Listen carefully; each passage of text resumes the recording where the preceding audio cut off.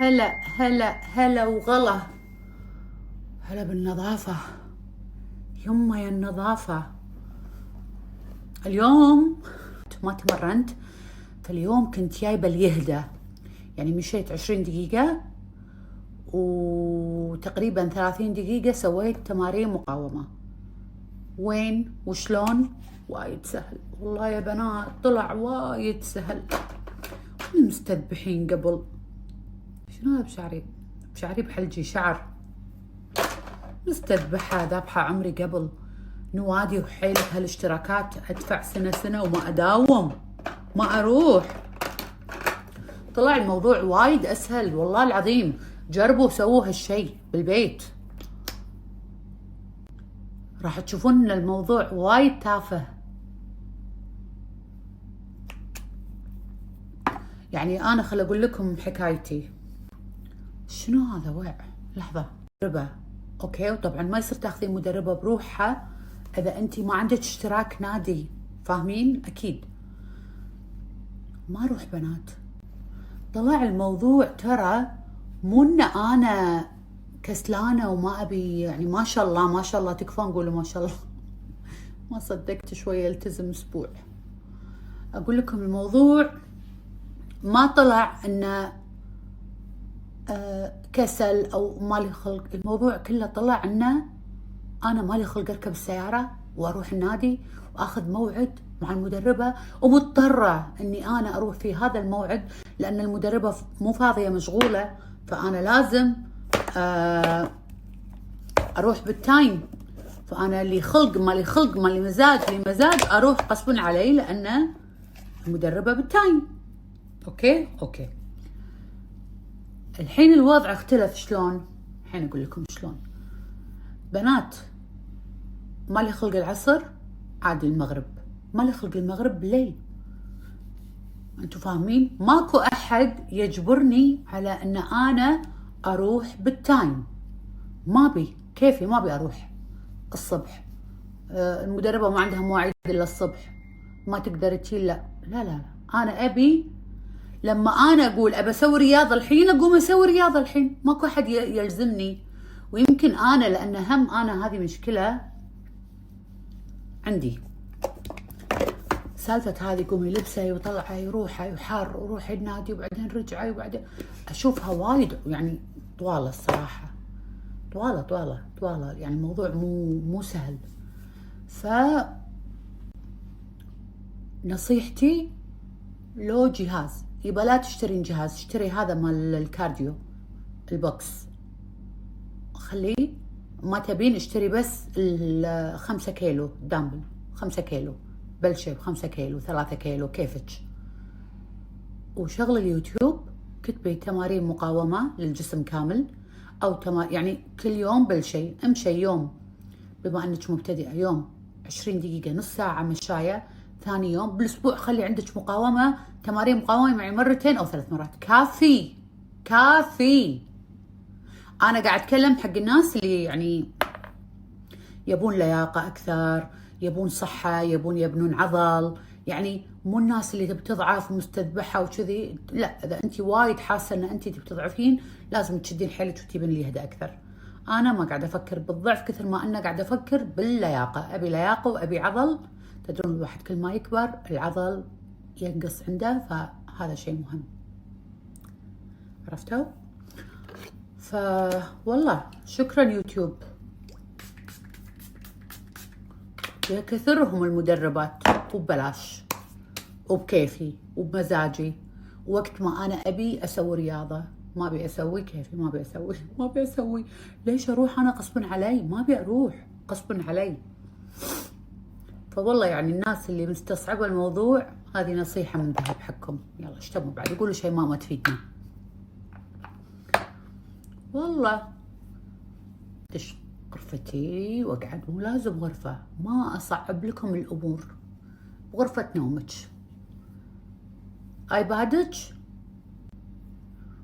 وطبعا الاهم من هذا كله النية كتبيها بدفترك وتوكلي على الله وعيشي اللحظة، عيشي.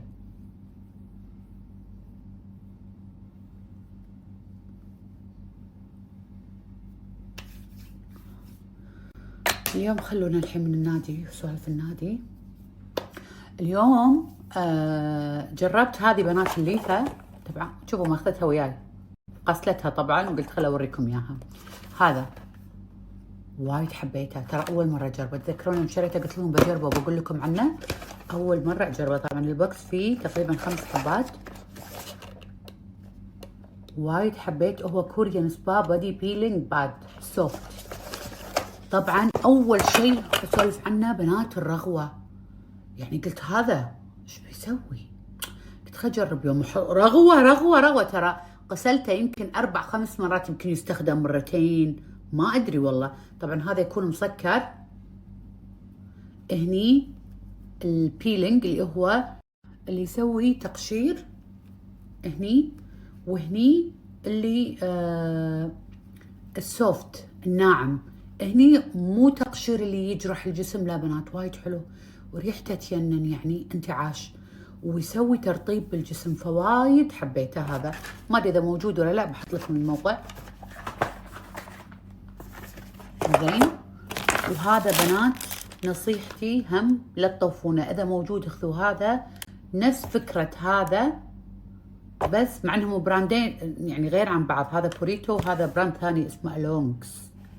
فالبراندين ما لهم شغل، بس الفكرة هذا عرفتوا قطعة كذي تسوي بوستر حق الوجه، شلون تشيل القشر الميت كله، يخلي الوجه ناعم. وايد حلو. هم علبة فيها يعني كنا 6 او شيء كذي. شوفوا يصير شي شكله. بنات هذا اذا موجود اخذوه اخذوه اخذوه والله، يعني لا تطوفونه لانه ينن. شنو بعد؟ هذا قلت لكم سالفته. هذا شريت اول مره واستخدمته وايد عجبني، وثاني مره استخدمت النص، وبعدها قمت شو اسوي فيه؟ استخدمه على ايدي. على ايدي بنات ارش مرطب،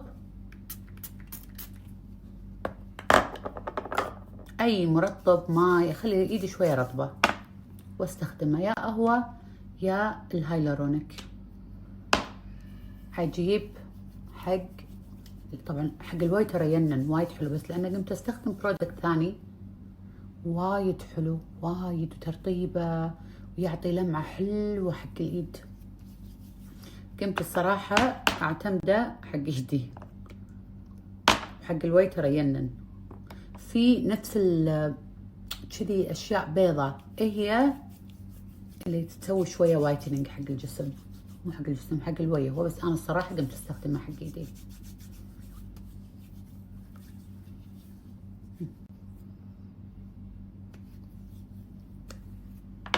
ودائما اقول واقول واقول واقول الايد والرقبه بنات اهتموا فيها كثر ما تقدرون، كثر ما تقدرون، لان هذه المنطقه وهذه المنطقه هي اكثر منطقه تبين بالكبر، اكثر منطقه. فالرقبه والايدين. اي حطي فلوسك اللي تحطينها على وجهك حطيها على ايدك بعد، مو مشكله. بس والله طالبه مالت التحاليل يوني البيت، بسوي تحليل كامل، بشوف نواقص، بسوي تحليل حق الشعر، يعني حق كل شيء الصراحه. فابيهم يون، اهم شيء انه يعني مو المفروض اني اكون صايمه. ابيهم يون الحين ياخذون تحاليل مني، واشوف شنو اللي تعدل شنو اللي ما تعدل. اللي تعدل اوقف الفيتامينز ماله، واللي شفت انه للحين ازيد، يعني عرفتوا كذي. لازم هذا لازم كل 3 شهور او 6 شهور انا لازم اسوي الصراحه، عشان يعني اكون مرتاحه. بس والله يا حبايبي ماكو